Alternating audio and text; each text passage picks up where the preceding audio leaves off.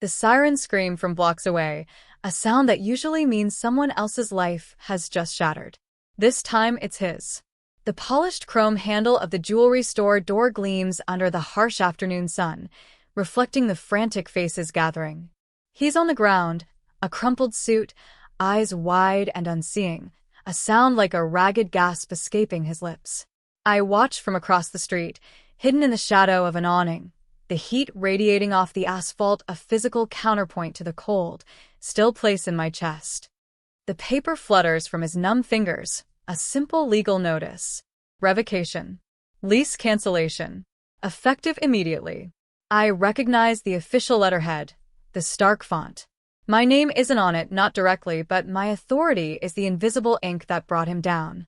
The man who sold my sanctuary, my piece of the sky and sea, to buy a monument to his betrayal for her, is now a pile of dust on the pavement. Let me know where you're watching from and what time it is. And if you haven't already, please subscribe. It helps me more than you know. My life wasn't meant for drama. It was quiet, steady, built on the predictable rhythm of waves on sand and the comfortable silence between two people who thought they knew each other. We had a house in the city, the kind with sharp lines and expensive art, a life measured in quarterly reports and charity galas. But my heart lived 30 miles away, nestled on a dune overlooking the Atlantic. It wasn't a grand estate, just a simple cedar shake cottage, battered by storms but standing firm. It belonged to my grandmother, then my mother, then me.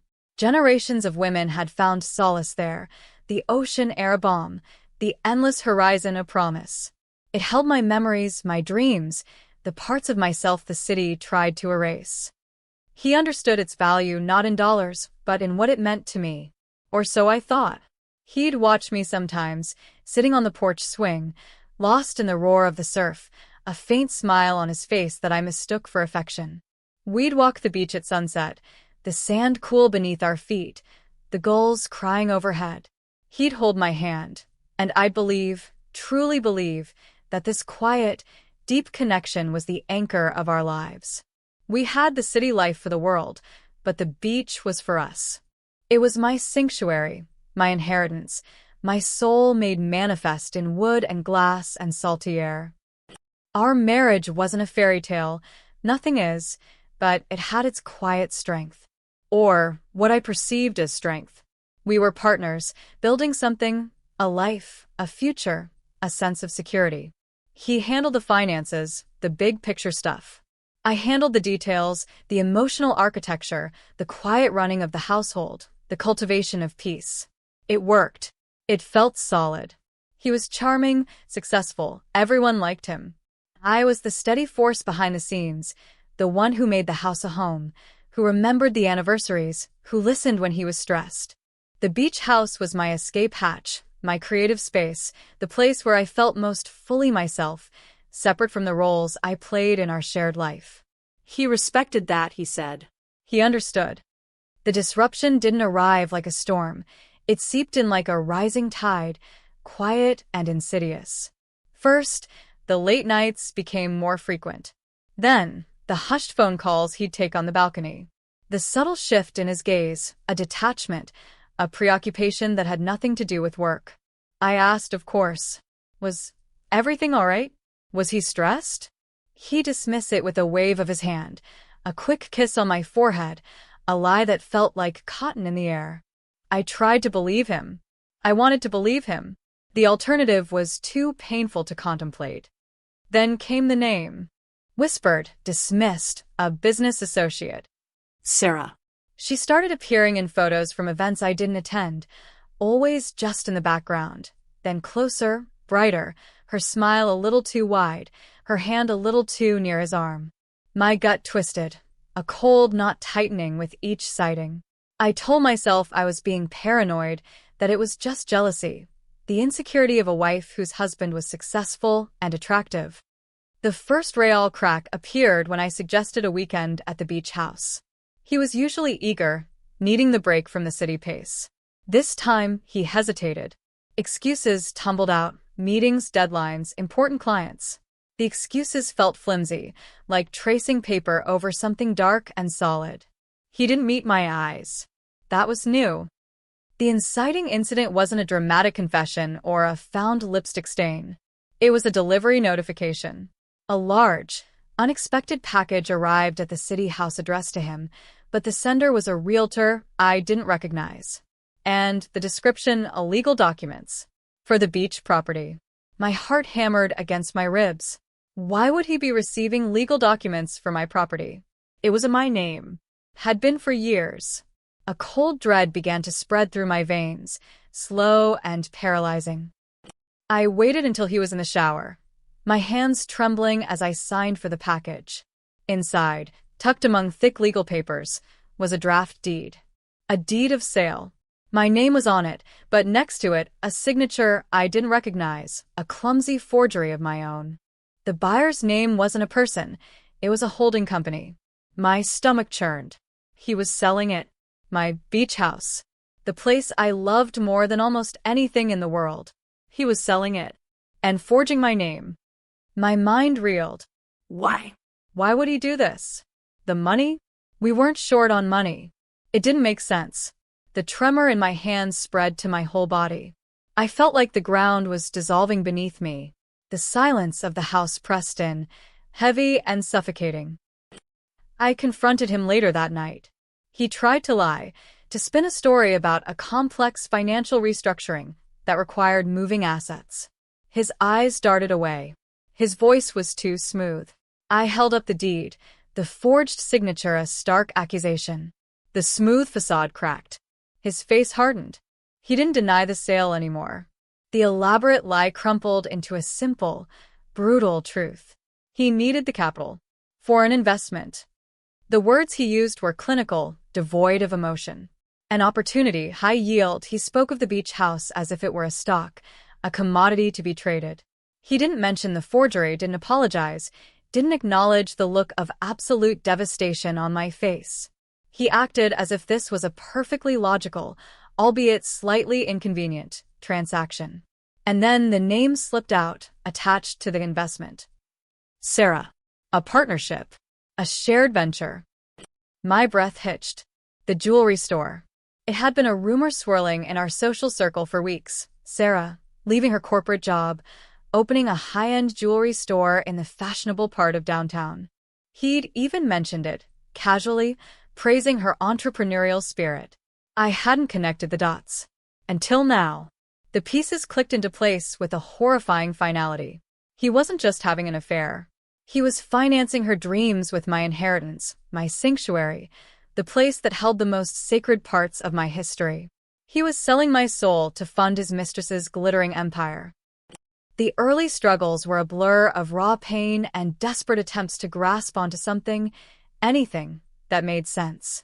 I hired a lawyer, a sharp-eyed woman named Eleanor who specialized in complex marital assets. Her office was sterile, efficient, a stark contrast to the chaotic storm inside me. I laid out the story, the forged deed, the connection to Sarah, the beach house. Eleanor listened, her expression unreadable. She confirmed the sale was underway. It was moving fast. The buyer was legitimate, albeit obscured by layers of corporate entities. The forgery was a clear crime, but unwinding the sale after the fact would be complicated, costly, and potentially very public. It would drag my name, his name, Sarah's name, through the mud. It would be a battle fought in courtrooms and tabloids, a spectacle I recoiled from. My privacy, already shattered by his betrayal, felt like the last fragile thing I had left. Meanwhile, he acted as if nothing had happened. He stayed in the city house, maintaining a chilling normalcy. He'd ask about my day, discuss trivial matters, completely ignoring the gaping chasm he'd ripped open between us. When I pressed him, the mask would drop, replaced by a cold anger. How dare I question him? How dare I interfere with his business? He treated my pain as an inconvenience, my history with the beach house as sentimental nonsense. He was already living a different life, one where I was a relic, easily discarded. The mistress, Sarah, became bolder. I saw her at social events, clinging to his arm, looking at me with a look I couldn't quite decipher. Was it pity? Triumph? Indifference? They were a unit now, their world overlapping with the edges of mine, a constant, visible reminder of the betrayal. The jewelry store was taking shape, its name already emblazoned on the awning of a prime retail spot, Sarah's Gems. Each time I passed that street, a fresh wave of nausea would hit me. That store, that symbol of their illicit future, was being built with the bricks of my past. The rising challenges felt insurmountable. Legally, contesting the sale was difficult. The buyer was an innocent third party, protected by law. Proving the forgery beyond a reasonable doubt, getting the sale reversed before it was final, it was a long shot. And the emotional cost, the thought of public humiliation, of facing him and Sarah in court, felt like a second violation. Financially, I was secure from my own family's inheritance, but accessing funds quickly for a protracted legal war was complicated. He controlled access to many of our joint accounts. He'd been planning this, I realized, meticulously, slowly, cutting me off without me even noticing. He was dismantling our shared life piece by piece, starting with the most precious piece of mine. The deepening crisis came when the sale was finalized. The legal documents arrived, official this time. The beach house, my beach house, was gone. Sold. The money was in an account he controlled, earmarked for Sarah's Gems. A cold dread washed over me. It was done. He had won. He had taken the most tangible symbol of my identity and traded it for something vulgar and temporary. I stood in the empty room that used to feel like home, surrounded by boxes, the air thick with loss. It felt like a death. My history, my connection to my family, my peace, all reduced to a line item on a balance sheet. He called me that night, sounding almost cheerful. He talked about the successful conclusion of the sale, the exciting new chapter for Sarah's business. He offered me a pittance, a fraction of the sale price, as if it were a generous gift. He didn't mention the forgery. He didn't mention Sarah. He didn't mention the gaping hole he'd blown through my life. His voice was smug, dripping with self-satisfaction. That's when something inside me shifted. The despair began to crystallize into something harder, colder. He thought he had won. He thought he had gotten away with it. He thought I was defeated. He was wrong. The midpoint shift wasn't a sudden epiphany, but a slow, deliberate hardening. The tears stopped. The pleading stopped. The desperate hope that he might somehow return to the man I thought I knew faded entirely. He wasn't coming back. He was gone, replaced by this cruel, calculating stranger. My grief transformed into a quiet, burning rage. I wouldn't let him get away with it. Not like this. I went back to Eleanor, the lawyer. We discussed options, all of them difficult, messy, and uncertain. The beach house was likely gone forever, the legal costs of fighting it prohibitive, and the outcome uncertain. But as we spoke, my mind drifted back through years of tangled paperwork, of things he'd asked me to sign, of companies he'd set up, of structures we'd built together in the early days of his career. I wasn't just his wife. I had been, for a time, his business partner, a signatory on accounts, a director in shell companies he'd established for tax purposes years ago and then forgotten about. One detail surfaced, seemingly insignificant at the time. Years ago, when he was first starting out, needing a co-signatory with solid credit for a crucial early business loan, I had signed on as a guarantor. That business entity had evolved, morphed into others, but that initial guarantee, tied to some underlying assets, had never been fully dissolved or reassigned. And one of those assets, linked in a convoluted chain of corporate structures, was a commercial property management company. A company that owned, among other buildings, the one where Sarah's Gems was leasing its prime retail space. I stopped Eleanor mid-sentence. That old guarantee, I said, my voice barely a whisper. The one from '08. The one tied to Sterling Properties. Eleanor paused, flipping through some old documents. Yes, she said slowly. It's still active. It's dormant, effectively, since the original loan was repaid years ago. But the structure wasn't fully dismantled. Why? A plan began to form in my mind, cold and sharp, like ice. It wasn't about the beach house anymore. That was lost. This was about leverage. about power, about ensuring that the monument to his betrayal didn't stand. That property management company, I said, my voice growing stronger. Do they own the building where Sarah's Gems is located? Eleanor's eyes narrowed. She pulled up a database, typed for a moment. Yes, she said, looking surprised. They do. Why? You're not thinking of. I am. I finished for her. My authority, buried for years under layers of neglect and his assumption of control, was still valid. As a guarantor linked to the parent company, I still held significant legal leverage over its operations, including its lease agreements. He had forgotten. He had overlooked this dusty corner of their shared past. He had thought he controlled everything. The deepening crisis now became a race against time. Sarah's Gems was scheduled to open in 2 weeks. Renovations were complete, inventory was arriving, marketing campaigns were in full swing. My window was closing fast. Eleanor explained the complexities. Using this leverage wasn't straightforward. It involved invoking clauses in the original guarantee, demonstrating potential risk, legally forcing the property management company's hand.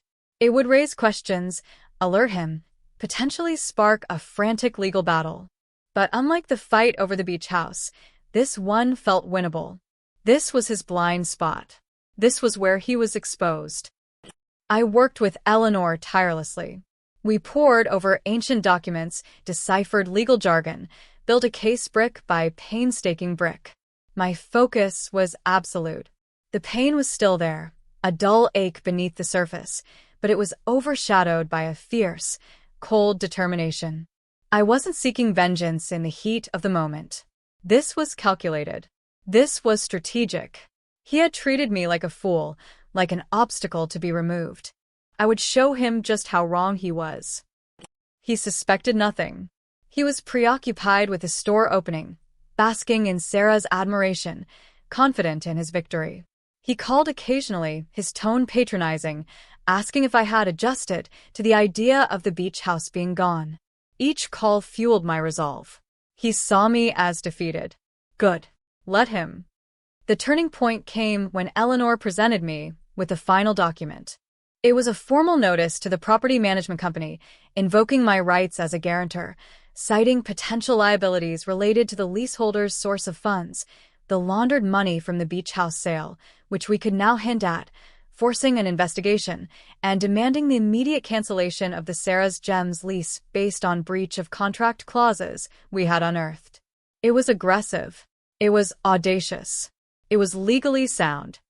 Signing it felt like signing my own Declaration of Independence. My hand was steady as I wrote my name. This wasn't just about getting back at him. It was about reclaiming my power, my agency, the part of myself he had tried to erase. It was about proving that my quiet strength was more potent than his blatant greed and betrayal. Eleanor filed the notice. The clock was ticking. We anticipated pushback, legal maneuvers, perhaps even a desperate attempt from him to silence me. But the legal basis was solid, hidden in the forgotten history of his own corporate structures. He had built his empire on a foundation of sand, and I had just found the tide that would wash it all away. The climax wasn't a shouting match. It was quieter, more devastating. The day of the grand opening for Sarah's Gems arrived. The street was decorated, balloons bobbed, a small crowd had gathered. Music played. Sarah, radiant in a dress that probably cost more than my car, stood by the door, smiling, ready to welcome the world. He was beside her, beaming, the picture of a proud partner. He glanced across the street at one point, his eyes sweeping over the crowd, over my hiding spot, without seeing me. He was looking for triumph in the faces of others, oblivious to the storm about to break over his own head. The property management company, having reviewed our legal notice and the undeniable authority it represented, had acted swiftly and discreetly. They wanted no part of the legal quagmire my leverage implied. They had delivered their own notice moments before the planned grand opening. I saw the courier arrive, a nondescript man in a uniform, a single envelope in his hand. He walked directly to my husband, who was standing just inside the doorway, his arm around Sarah. My husband took the envelope, a puzzled look on his face. He opened it, his smile faltering as he scanned the contents. The color drained from his face. Sarah looked at him, concerned, asking something I couldn't hear. His eyes fixed on the paper, wide with disbelief. His hand trembled, dropping the envelope. The notice fluttered to the ground. He made a sound then, the ragged gasp I heard from across the street, a sound of utter devastation. His legs seemed to buckle.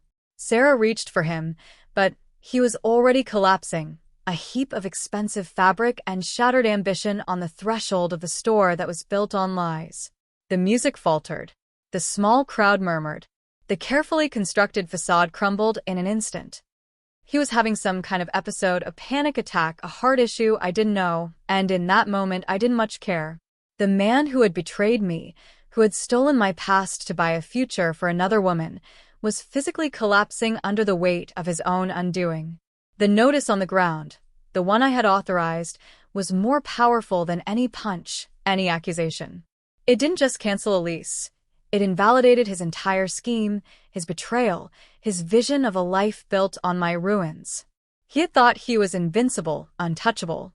I had shown him he was not. The aftermath was anticlimactic in a way, and yet deeply resonant. The ambulance arrived, lights flashing, sirens wailing, the sound I'd heard at the very beginning. They took him away. Sarah stood frozen, her face a mask of shock and confusion.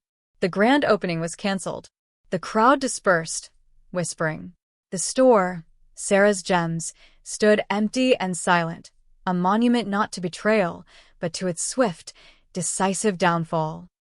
I stayed hidden until the street was empty, the sirens fading into the distance. There was no triumphant rush, no feeling of ecstatic revenge. Just a profound, weary emptiness. He was gone for now. The store was closed, maybe permanently.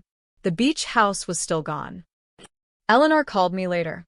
He was stable, she said, recovering in the hospital. The lease cancellation was absolute. The property management company was already securing the premises. His investment in Sarah's Gems was worthless. The money from the beach house sale, tied up in a now-defunct business venture, was effectively lost to him. Sarah left the city shortly after, quietly dissolving back into the anonymity she'd briefly escaped. The jewelry store remained empty, a stark reminder on a busy street. The beach house. I never got it back. The legal complexities, the cost, the emotional energy required to pursue it felt like trying to resurrect a ghost. It was gone, but the memory remained. And in a strange way, reclaiming my power, my authority, felt like a different kind of reclaiming of the beach house's spirit. It represented resilience, standing firm against the storm. The lessons learned are etched into my soul. Trust, once broken, leaves a scar that may never fully heal. Betrayal isn't always loud and obvious. Sometimes it's a quiet erosion, a subtle shift in gaze, a forgotten document. And power isn't just about money or control. Sometimes it's about knowing the forgotten corners of history, the overlooked details, the quiet authority you didn't even realize you held. I didn't crave revenge. I craved justice, balance, the restoration of a cosmic order he had violently disrupted. Seeing him collapse wasn't about gloating. It was about witnessing the physical manifestation of his world shattering, the direct consequence of his actions delivered by the very person he thought he had vanquished. It was a cold satisfaction, yes, but laced with the bitter knowledge of what it cost me to get there. The loss of the beach house is a wound, but the knowledge that I stood strong, that I fought back with intellect and strategy rather than just anger, that I used his own forgotten tools against him, that is my quiet victory. I am rebuilding my life, brick by careful brick, not on sand, but on the solid ground of my own resilience. If this story hit close to home, I'd love to hear your version. Thanks for being here. Subscribing helps bring more of these to life.